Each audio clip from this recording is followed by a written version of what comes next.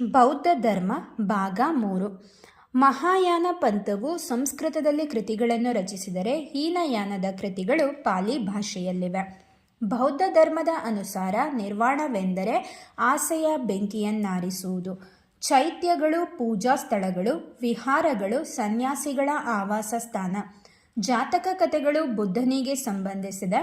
ಕರ್ನಾಟಕದ ಸಂಗನಕಲ್ಲುವಿನಲ್ಲಿ ಬೌದ್ಧ ಸ್ತೂಪವೊಂದರ ಭಗ್ನಾವಶೇಷಗಳಿವೆ. ಅಷ್ಟಾಂಗ ಮಾರ್ಗ ಬೌದ್ಧ ಧರ್ಮದ ಮೂಲ ತತ್ವಗಳನ್ನು ಒಳಗೊಂಡಿದೆ. ಪರಿನಿರ್ವಾಣ ಎಂದರೆ ಬುದ್ಧನ ಮರಣ. ಬುದ್ಧ ಶಾಕ್ಯ ಮನೆತನಕ್ಕೆ ಸೇರಿದವನು. ಬೌದ್ಧ ಧರ್ಮದ ಸಂಭವ ವಿಹಾರ ಬಯಲುಕುಪ್ಪೆಯಲ್ಲಿದೆ. ನಾಗಾರ್ಜುನ ತನ್ನ ಸರ್ವಶೂನ್ಯವಾದಕ್ಕೆ ಪ್ರಸಿದ್ಧವಾಗಿದ್ದ ಬೌದ್ಧ ತತ್ವಜ್ಞಾನಿ. ಬುದ್ಧನ ಧರ್ಮಚಕ್ರ ತಿರುಗಲು ಪ್ರಾರಂಭವಾದ ಸ್ಥಳ ಸಾರನಾಥ. ನ್ಯಾಯಚಕ್ರವು ತಿರುಗುತ್ತಿರುವುದು ಎಂಬುದು ಬೌದ್ಧ ಧರ್ಮದ ಪರಿಕಲ್ಪನೆ.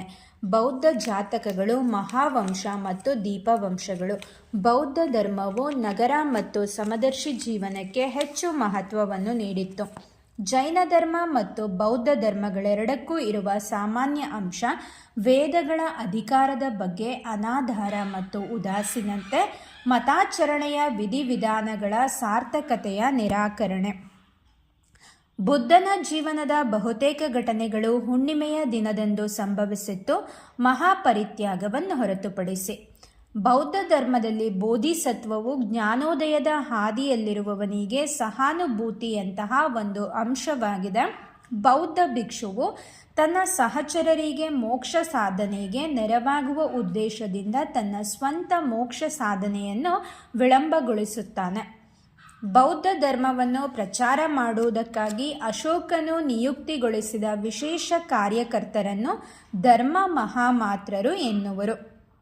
ಬುದ್ಧನು ಮಹಾಪರಿನಿರ್ವಾಣ ಹೊಂದಿದ ಸ್ಥಳ ಕುಶಿನಗರ. ಬೌದ್ಧ ಚೈತ್ಯ ಮಂದಿರದ ವಾಸ್ತುಶಿಲ್ಪ ಯೋಜನೆಯು ಬೃಹದ್ವ್ಯಾಸ. ಹೀನಯಾನ ಪಂಥದವರ ಪ್ರಾಬಲ್ಯ ಬಹಳವಾಗಿತ್ತು ಎಂದು ಹೇಳಲಾದ ಏಷ್ಯಾದ ಪ್ರದೇಶ ಶ್ರೀಲಂಕಾ. ಆಗಸ್ಟನ ದೇವಾಲಯವನ್ನು ನಿರ್ಮಿಸಲಾಗಿತ್ತು ಎಂದು ಹೇಳಲಾಗುವ ದಕ್ಷಿಣ ಭಾರತದ ಕರಾವಳಿ ಪ್ರದೇಶ ಕರಿಕಾಲನ್.